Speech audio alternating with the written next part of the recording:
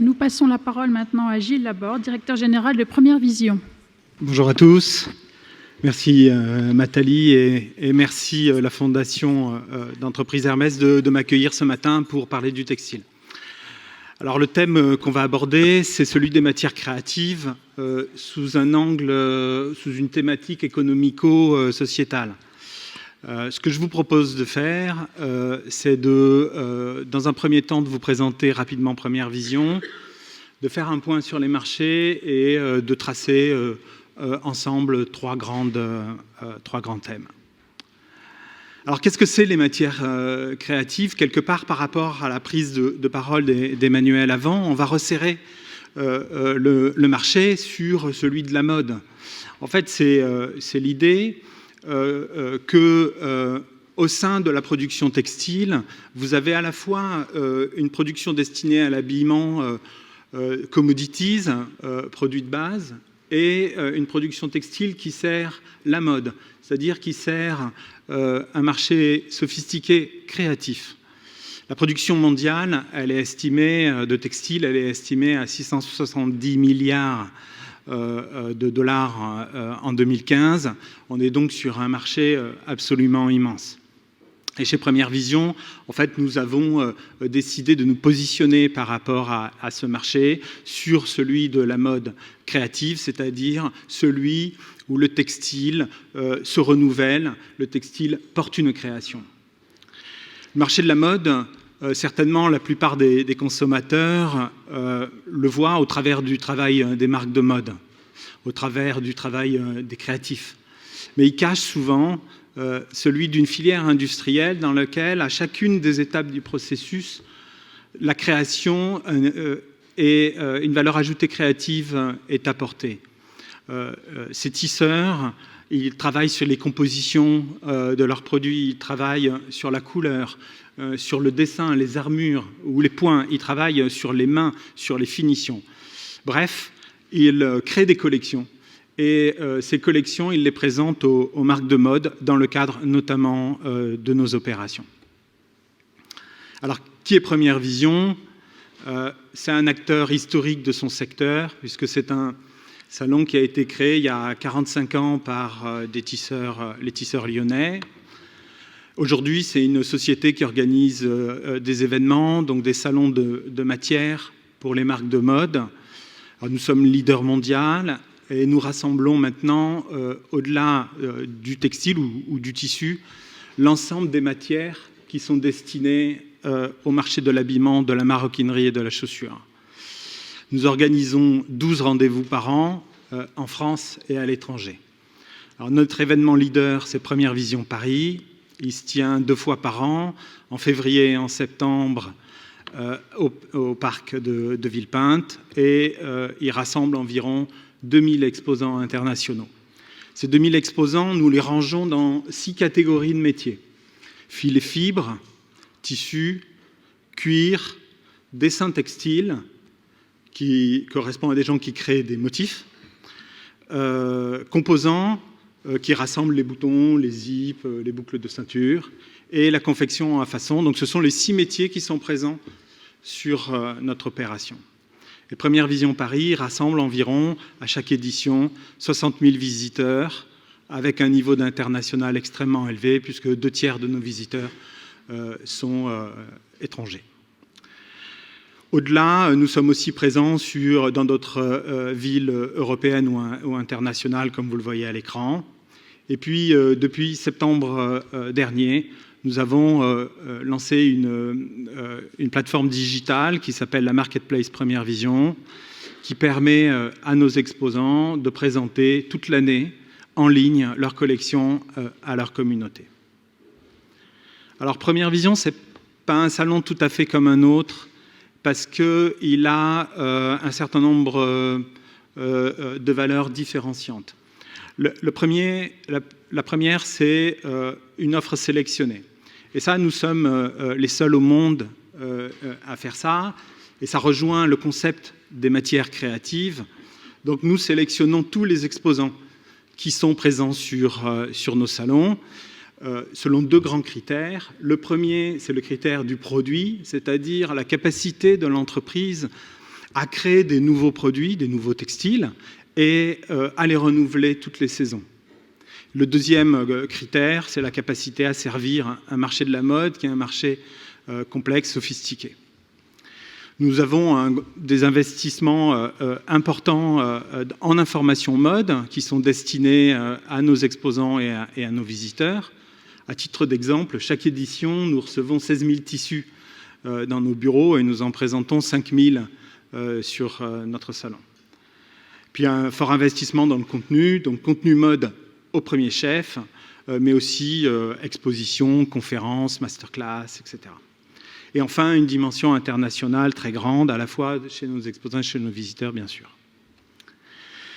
Alors, comment est constitué ce marché des matières créatives? Et je vais vous le présenter au travers, bien sûr, du filtre qui est celui de nos salons.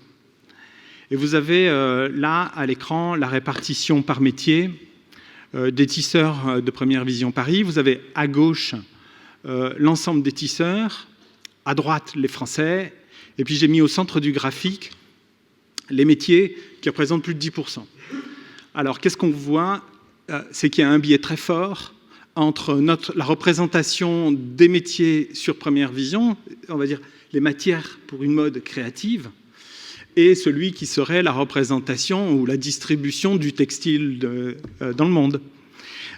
Si bien que le premier métier qui est représenté chez Première Vision, c'est la soierie et les aspects soierie, c'est 16% de notre offre. Et si on regarde la France, c'est 31% de nos exposants français. Et bien sûr, on retrouve là la tradition lyonnaise de la soie.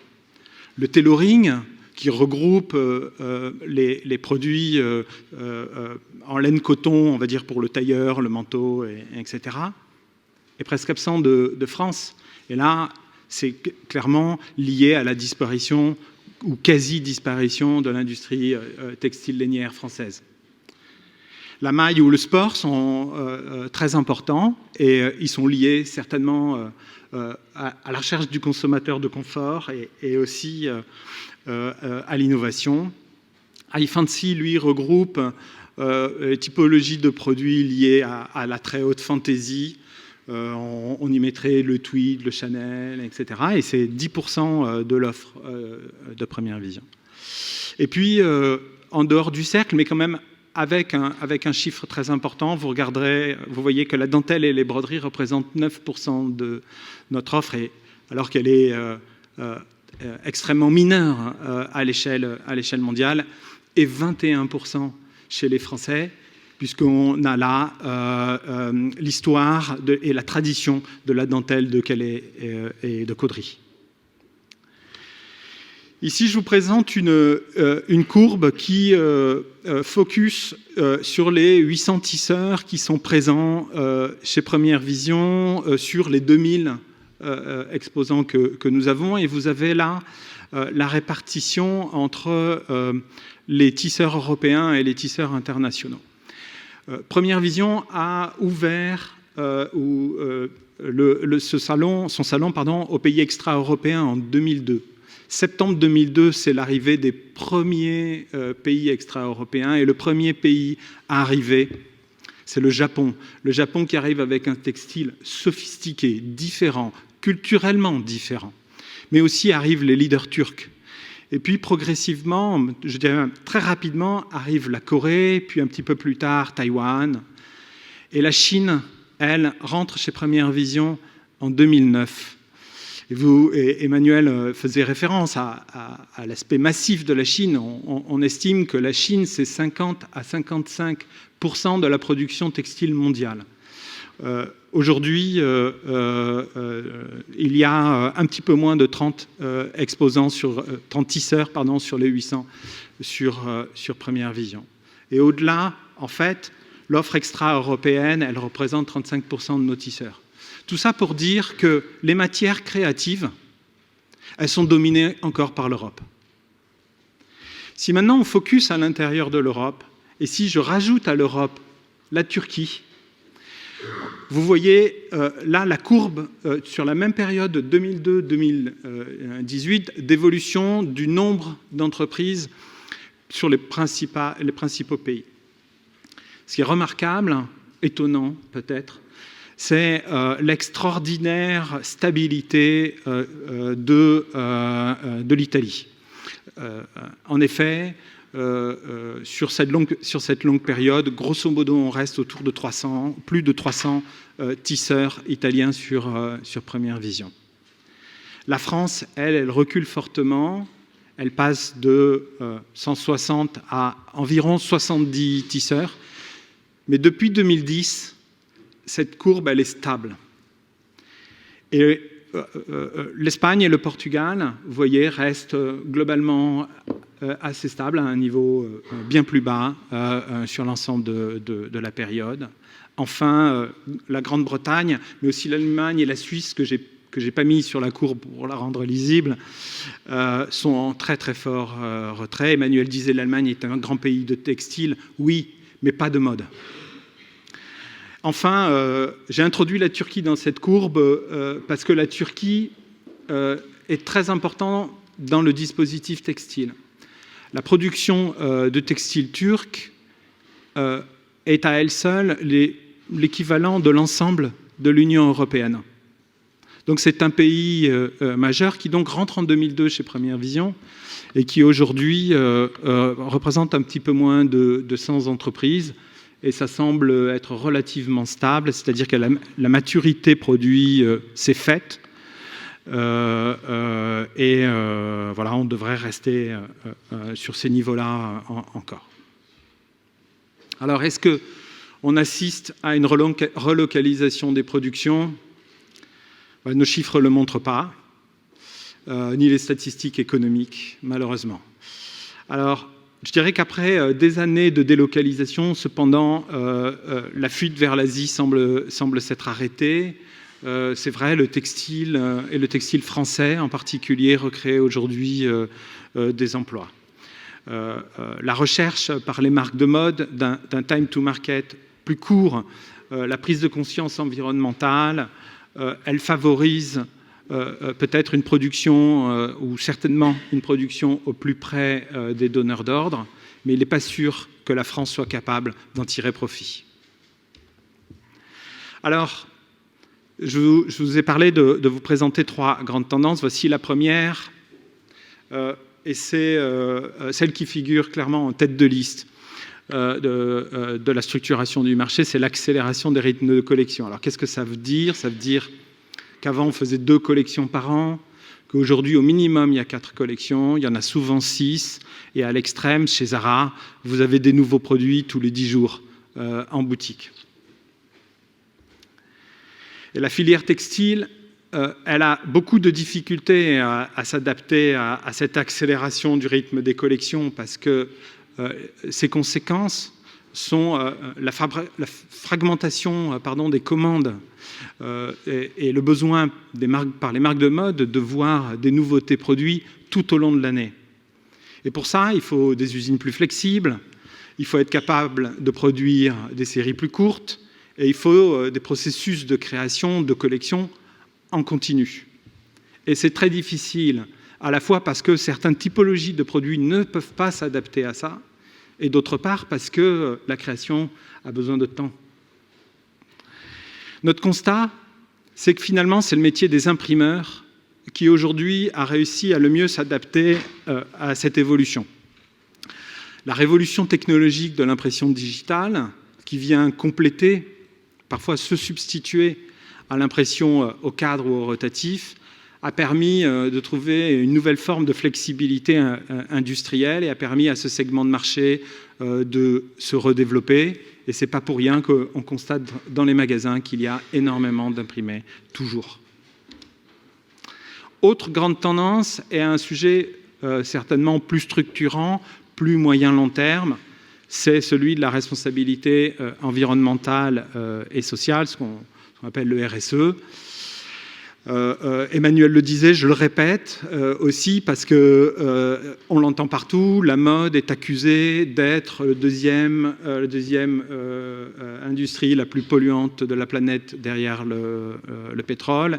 On ne sait pas, c'est peut-être vrai. Ce qui est sûr, c'est qu'il y a 7,5 milliards d'habitants sur notre planète et qu'il faut les habiller. Donc on est là dans une chaîne industrielle absolument énorme. C'est vrai qu'aujourd'hui, je dirais que la prise de conscience des professionnels, elle est réelle et elle s'est même fortement accélérée. Ces dernières années, les acteurs se mobilisent et le secteur a envie d'opérer une transformation.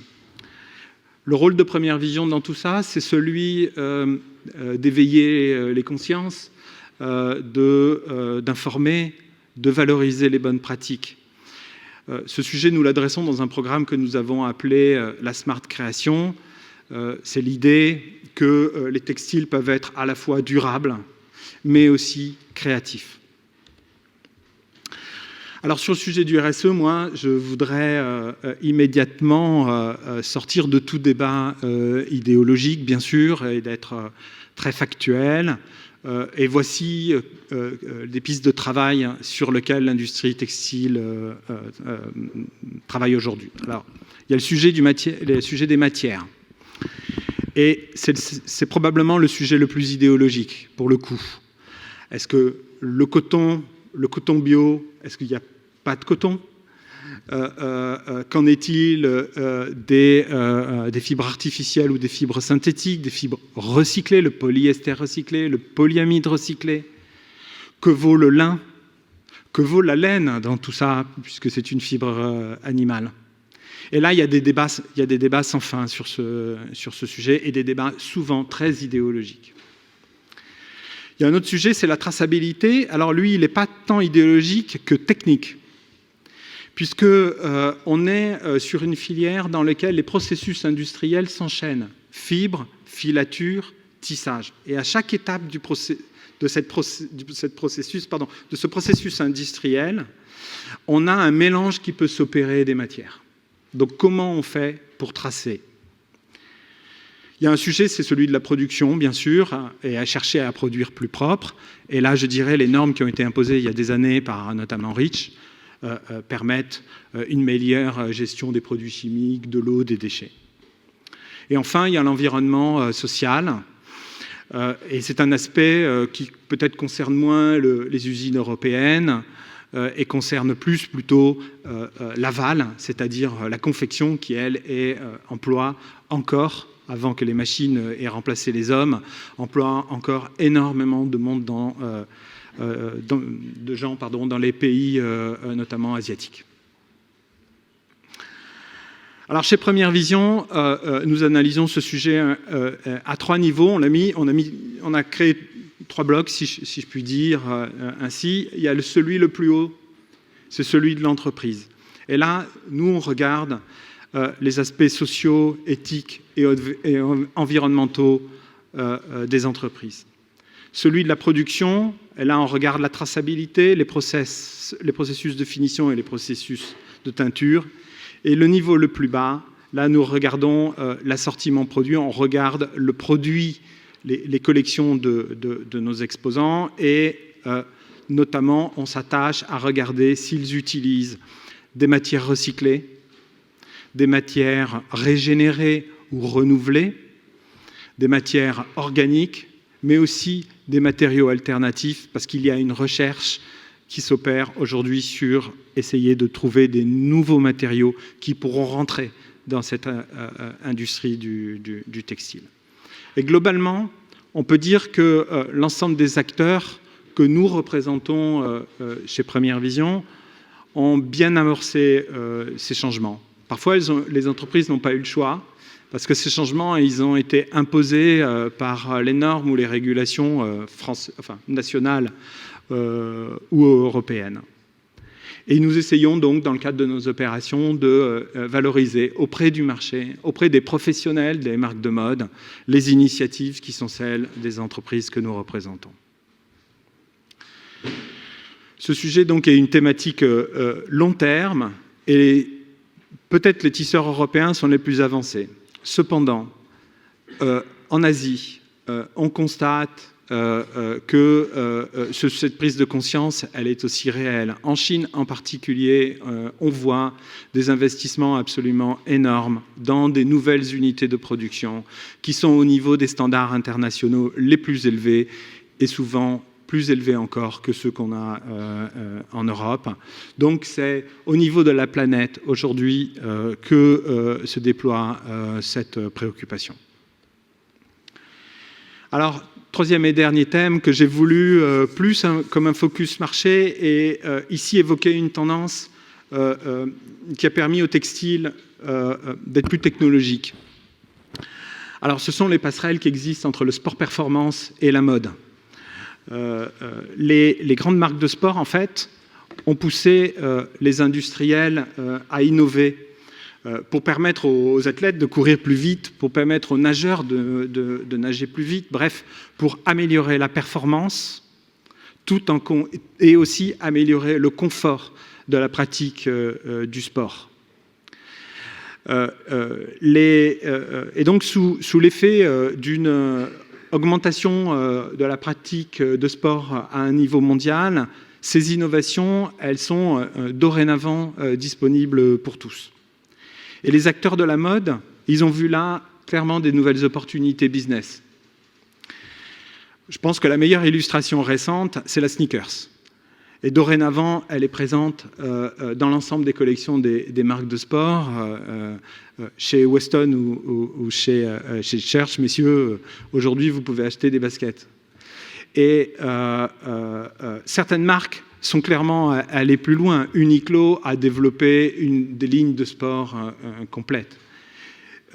Et toutes les marques de mode, aujourd'hui, en fait, dans le cadre du développement de leur collection de prêt-à-porter, elles utilisent des textiles performants qui leur ont apporté une forme de modernité et aussi de performance. Alors, en termes de tissus, les innovations, elles vont vers des textiles qui sont ultra légers. Elles vont vers des textiles thermorégulateurs, perspirants, les multicouches. Donc aujourd'hui, on a les trois couches. Donc une couche pour vous tenir chaud, une couche pour faire de l'isolation et une couche pour faire du windbreak, enfin, coupe-vent. Mais ces textiles, ils sont performants, mais aussi ils sont beaux. Ils sont mode. Au-delà des textiles performants, il y a les smart textiles pour la fashion tech, il y a les wearables. Et là aussi, le monde du sport est en tête et en avance sur ce besoin. Et c'est l'idée, par exemple, d'avoir des vêtements qui transmettent des informations pour mesurer votre performance sportive, mais aussi d'autres vêtements pour recharger votre smartphone, par exemple. Bref, demain, on va certainement retrouver dans notre panoplie quotidienne des produits avec des smart textiles. Et cette cohabitation entre le sport et la mode, elle va continuer à se développer et elle va aussi continuer à porter une forme d'innovation dans le textile qu'on va retrouver dans nos vêtements de sport, mais aussi dans nos vêtements du quotidien. Nous, si bien que sur Première Vision, nous avons un espace dédié à ce sport, à cette typologie de produits, et que cette année, nous inaugurons pour la première fois un salon à Portland, aux États-Unis. Portland, c'est la ville capitale mondiale du sport où se trouve le siège social de Nike. Enfin, je voudrais conclure avec quelques réflexions. Il me semble que le succès mondial du luxe, sa croissance durable, sa nécessité de se reposer sur des valeurs est une formidable opportunité pour les tisseurs européens et je dirais même en particulier les tisseurs français puisque la France est le leader mondial du luxe et que cette industrie, elle tire une filière industrielle complète. Et Hermès, qui a annoncé des investissements très importants dans la région lyonnaise pour sa production textile, en est un parfait exemple. Bref, l'avenir est dans la création. Deuxième grande piste, la consommation d'habillement dans le monde va continuer à changer. Le premier territoire consommateur d'habillement, aujourd'hui, c'est l'Europe. Le second, un petit peu plus loin, ce sont les États-Unis. Le troisième, très très loin, c'est la Chine. En 2025, le premier pays consommateur d'habillement de très loin sera la Chine. Le deuxième seront les États-Unis et le troisième, ce sera l'Europe.